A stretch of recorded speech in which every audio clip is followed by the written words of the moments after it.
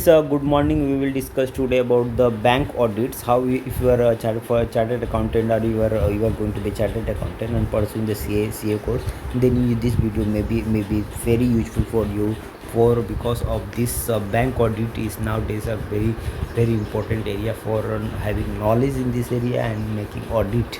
Even if you are pursuing an in your articles, if this video is going to help you how you can conduct your bank audit. The This is the ICI what the content they are providing for the bank audit. We will discuss everything here for the bank audit that is going to be happen. The first portion is the personal banking department.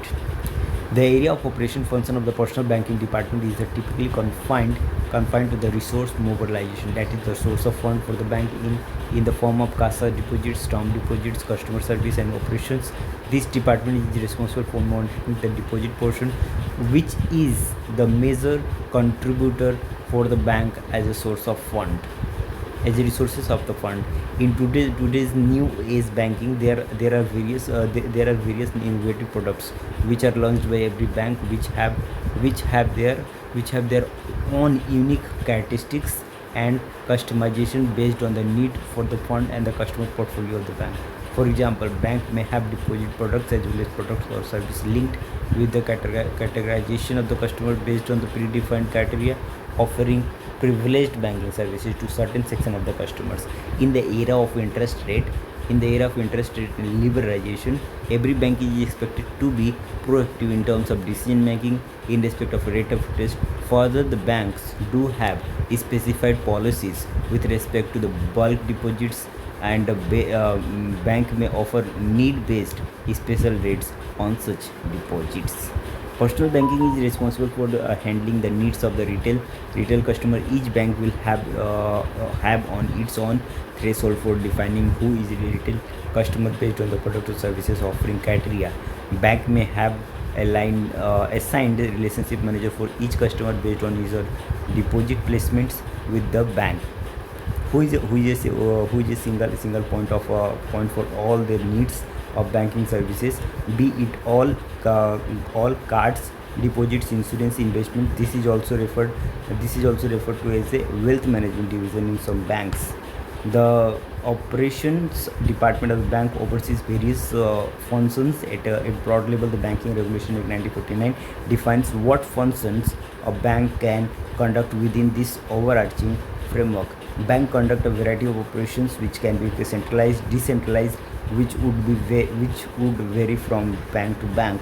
Due to increased competition, the customer service plays a key role, and the operation department has to ensure that team does not think things right. Any error in the operation pose a risk to the bank as a result of the loss caused to the customer or the reputational risk involved.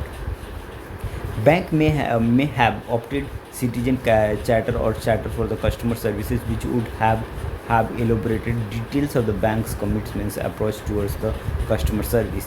In the recent years, in addition to the regular channel for onboarding customers, bank have commenced onboarding through the multiple fintech channels and other parallel products. Such customers are also required to follow UCIC guidelines, and the statutory central auditors (SCA) auditors should obtain an understanding of various types of deposits, products of banks, and process of determination of the interest rates and other charges on these products as per rules and regulations framed by the bank. In addition to this, the auditors shall also need to understand the system architecture behind the identification of deposits on the basis of schemes proposed and the tagging of interest rates to the deposits from the rate master. The bank may have various methodologies opted for interest payments, and the deposits can be non-cumulative or cumulative, and in certain cases the bank may launch schemes wherein there is a bullet payment of interest at the end of the tenure of the deposits without compounding of interest. The banks may have also auto sweep policies, also auto sweep facility from current saving account of the customer into the deposit account. The auditor should also obtain understanding of the organizational structures, more specifically the functions of relationship manager. The auditor is required to carry out the following: verify the compliance of the KYC form at the time of opening of CASA or term deposits accounts, and this should synchronize with the bank's policy on the customer acceptance. Verify banks dedupe process to identify one customer, one CIF, especially in the background of onboarding through the multiple channels. Verify the access control rights in respect of the interest rates maintained at the master level to ensure that rights are in line with the delegation of the authority of the banks. In most banks, the interest rates on deposits are centrally driven by the respective departments.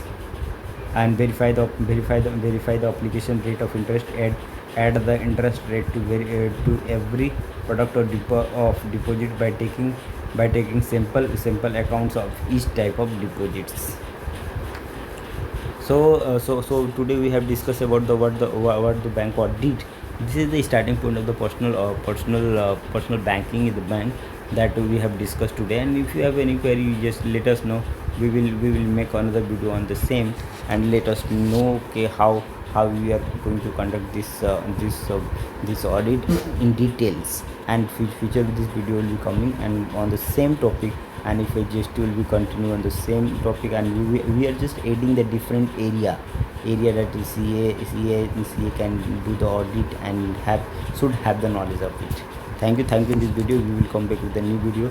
For more updates, please stay tuned to my channel, and if you like this video, please like and subscribe and share this video to family and friends, and we will meet you soon. Thank you.